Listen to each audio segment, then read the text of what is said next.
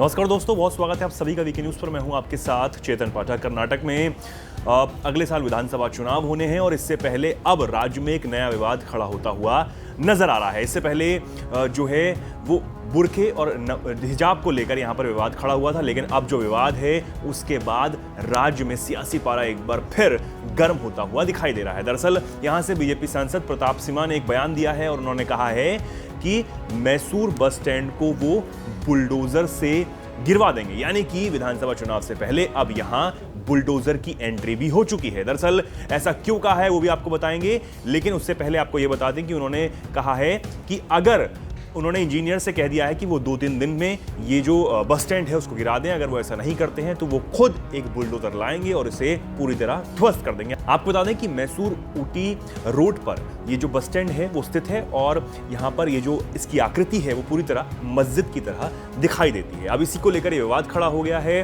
अब सांसद के बयान पर कांग्रेस हमलावर है और कांग्रेस के जो कर्नाटक कांग्रेस के प्रमुख हैं सलीम अहमद, उन्होंने कहा है कि अगर ये जो बीजेपी सांसद हैं उनका ये बयान पहले तो पूरी तरह मूर्खतापूर्ण है और साथ ही साथ अगर वो ऐसा करना चाहते हैं तो इससे पहले वो सरकारी जितने भी दफ्तर हैं उन पर बने हुए गुंबद हैं क्या वो भी ये तोड़ेंगे, ये सवाल भी सलीम अहमद की तरफ से किया गया है।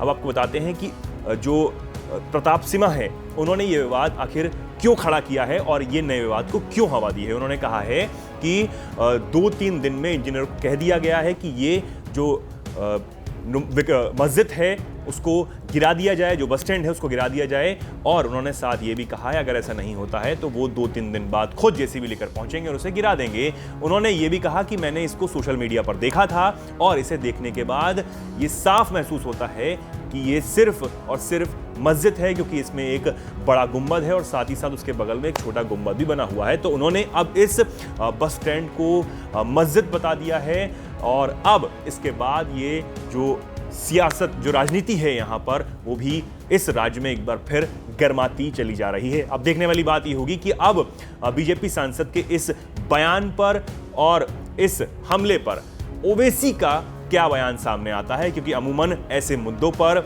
एआईएमआईएम चीफ असदुद्दीन ओवैसी अपने आप को रोक नहीं पाते हैं कुछ भी बोलने से। उनका बयान अभी आना बाकी है और एक बात तो तय है कि हिजाब के मुद्दे के बाद अब ये मुद्दा एक बार फिर इस राज्य में तूल पकड़ता हुआ नजर आ रहा है। वीके न्यूज़, राष्ट्र के नाम।